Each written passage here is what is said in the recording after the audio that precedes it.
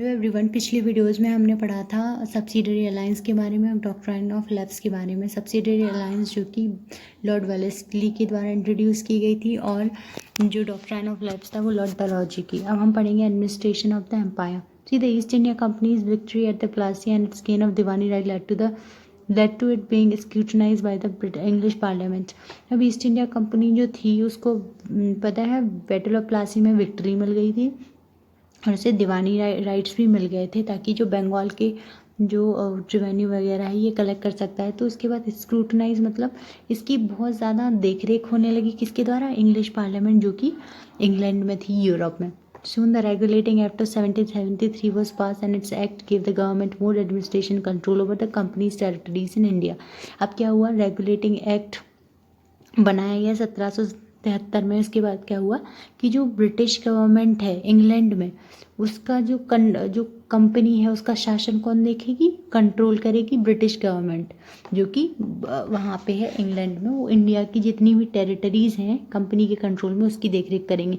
The company was the only allowed to act on behalf of the crown and was subjected to regulation civil military and revenue matters. जो company थी वो crown जो कि British जो भी बोलेगा उसको अब वो करना पड़ रहा था एंड वो सब्जेक्टेड टू रेगुलेशन सिविल, और कुछ रूल्स और रेगुलेशंस बनाए गए थे कि किस तरीके से सब कुछ मैनेज करना है, मिलिट्री मैनेज करनी है, revenue. For this the government nominated a governor general and 4 council to administer province of Bengal. और इसके लिए कंपनी को रेगुलेट करने के लिए एक इंग्लैंड ने गवर्नर जनरल बनाया और 4 उसको काउंसिल बनाया ताकि वो गवर्नर जनरल को असिस्ट कर सके बंगाल प्रोविंस में। ठीक है, 1784 पिट्स इंडिया एक्ट पास हुआ। इसके में क्या हुआ कि which led to the formation of a board of control. Pitts India Act के बाद क्या हुआ? बोर्ड ऑफ कंट्रोल बनी which was to supervise the working of the East India Company. तो इंग्लिश ईस्ट इंडिया कंपनी को देख रेख के लिए ये बोर्ड ऑफ कंट्रोल एक बॉडी बनाई गई। Working in England the board also prevented the share holders of the company from interfering the governance of India.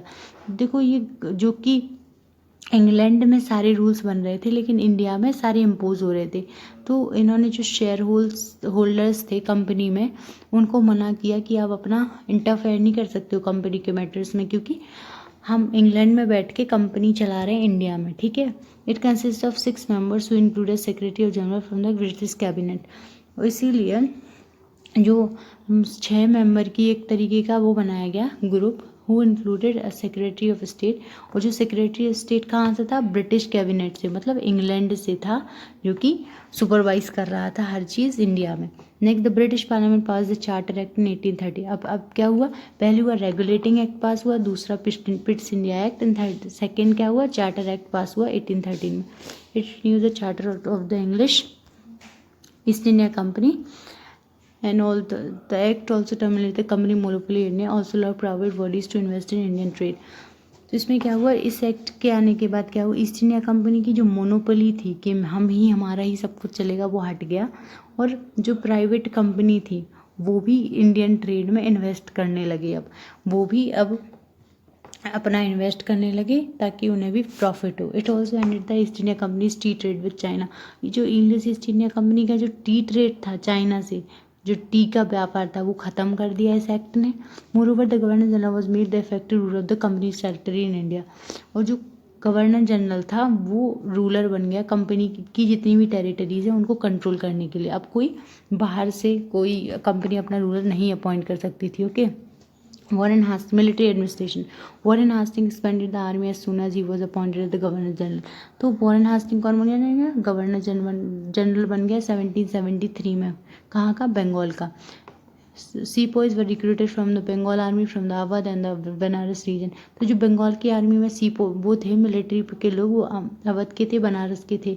This practice continue for 75 years, 75 साल तक ये चलता रहा। Majority of the sepoys in Bengal army from the these parts. तो अवध और बनारस से जो सीपोइज थे बंगाल आर्मी में वो यहीं के थे। These soldiers were well train and discipline and in Indian sepoy को रेज टू पोस्ट ऑफ सूबेदार। तो ये बहुत डिसिप्लिन तरीके से रहते थे और अच्छी तरीके से इन्हें ट्रेनिंग दी जाती थी, और ये इंडियन जो सीपॉयज थे वो सूबेदार की पोस्ट तक ऊपर उठ सकते थे। ठीक है, सिविल एडमिनिस्ट्रेशन के बारे में बात करते हैं। For an effective civil administration British territory India was divide into district. तो अच्छे से एडमिनिस्ट्रेशन चले, शासन चले, इसके लिए जो टेरिटरीज थी इंडिया में जितनी भी, तो उन्हें जिलों में बांट दिया गया है।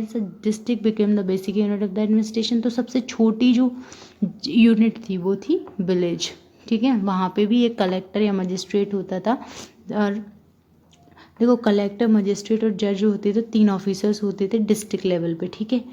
जैसे आज भी डीएम है। तो कलेक्टर कलेक्टेड रेवेन्यू, कलेक्टर का काम होता था कि डिस्ट्रिक्ट के रेवेन्यू कलेक्ट करे। मजिस्ट्रेट जो था वो लॉ और ऑर्डर की तरफ देखता था कि हर जगह इस लॉ ऑर्डर फॉलो हो रहा है नहीं। और जो जज था वो चार्ज ऑफ जस्टिस था कि हर किसी को न्याय मिले। Many of this measures was also adopted bring out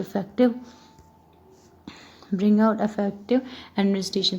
तो ये जब सही से चला तो क्या हुआ, अच्छा सा इफेक्टिव एडमिनिस्ट्रेशन आया। The Indian civil services were introduce under the governor generals of Cornwallis. तो जो अभी सिविल सर्विसेज IAS के एग्जाम्स देते हैं ये ब्रिटिश टाइम पे इंट्रोड्यूस हुआ था।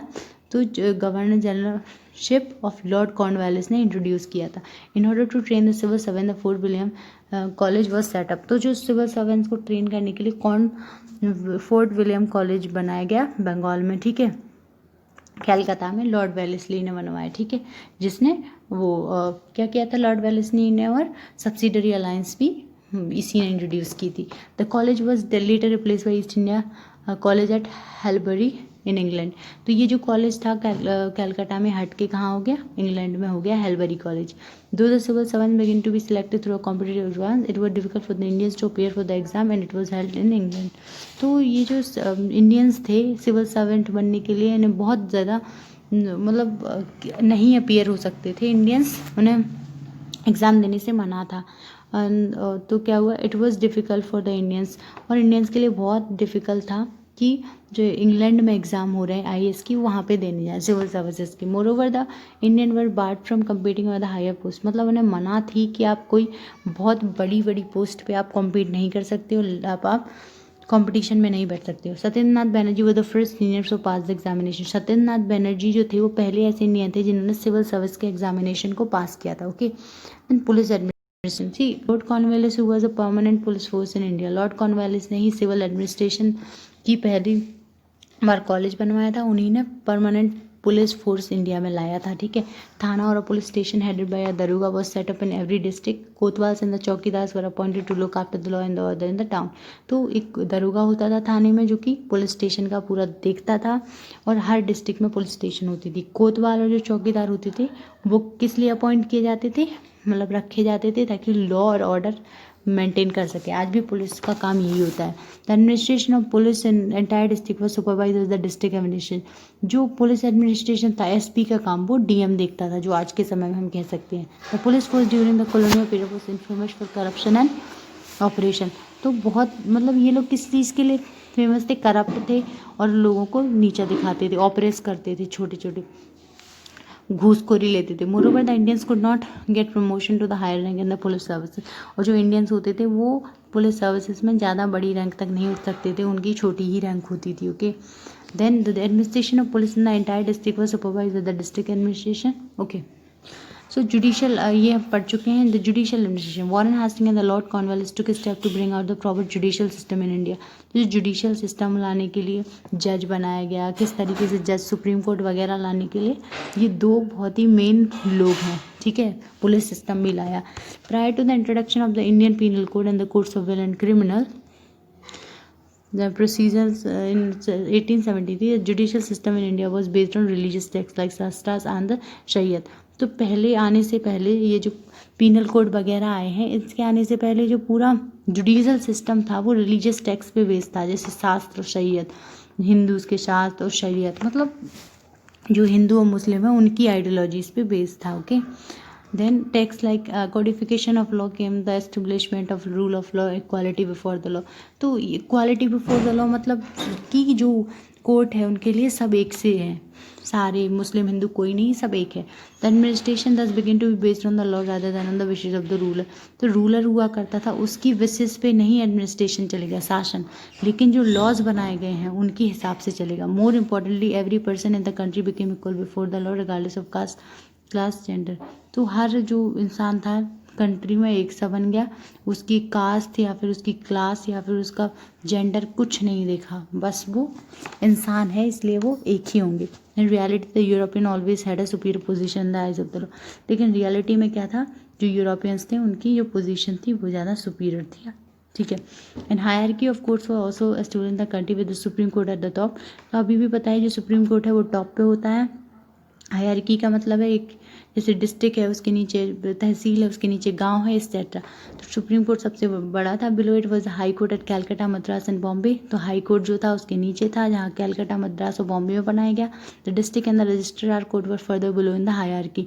तो ये सबसे छोटे कोर्ट होते थे। Under which were the subordinate courts headed by the Indian जजेस। उसके नीचे छोटे छोटे कोर्ट्स होते थे। पंचायत में पंच होता है। In the judicial administration to the Indians were not allowed to rise to the. Judicial administration शासन में भी जो इंडियंस थे वो ज़्यादा बड़ी पोजीशन पर नहीं आ सकते थे, ये लॉ था। In conclusion, in 2.5 century of the rule the colonial state brought about a central administrative structure in the country, parts of which can still be seen in the modern India.